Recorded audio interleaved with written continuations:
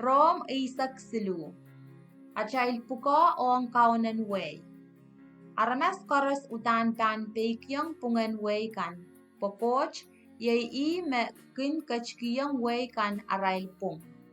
O me pil kachkiyong pungan way kan nin sampa. Memen me uwong pungan way kan. Akin uwong me coach kachin kosanetia. Eri, memen makin wiyamech pan pakateta. Po Israel makin wiyata me mau soche pan masak kaunan way kan. A Israel kan makin wiyata me suat, yay Israel me pan masak kaunan way kan. Yatuwe, kumail kin leme kumail en soche masak kaunan way kan. Eri, kumail wiyata me mau. Reab tan kapungay kumail. Po Israel litun coach kay makin wiya arail tatak po en kamakamawi kumail. Ama kumail kin wiyata meswat eri kumail en masak Israel. Po utan miye arail manaman en kaloke. Po Israel ye litun coach makin kapay en yang en coach ong Israel kan makin wiyata meswat. Yach karapen amail pankin peikyong pungan way kan. Kay tekcha pueki ang yangan coach makareta a pueki sang nan kapeta mail. Yei karapewach makumail kin painki taxes. Para wiyatata kong coach niyarkin kapayata arpukokan. Eri, kumail kiyong Israel amail taxes kan.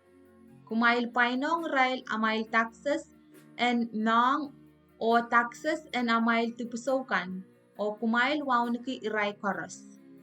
Puka ong emen. Kumail der poipan ong emen. Yei sangan poipan che yung makumail pan wiya. Limpak penenan pungamail. Memen makin pakong men impe kin kapayata kosanet en Moseso. Kosanet ko memasani. Der kamal, der kamela aranas, der prap, der narak.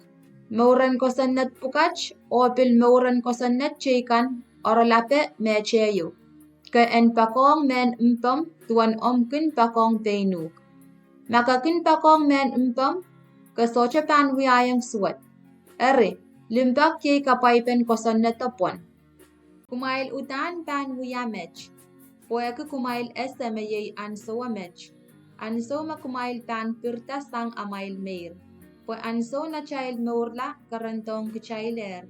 Karansang anso a child chepin posonla. Rochoroch en nipong karan yonger sorala. O marainen ran nakchen parato. Eri, kichail chokotisang wiyawiyan rochorochakan. Kichail puryong nan chechen marain. Kichail kanayang pay na child meur. Lintuan aranasakan makin wawait nan marain. Kichail ter wawait ki kamam sakaw te sakawla. Ter wawait ki meur suat te samin. Te payren. Ap kumail ale chechen payan a child count Jesus Christ o chokotisang amail ngong ki kapayata amail inang suat kan.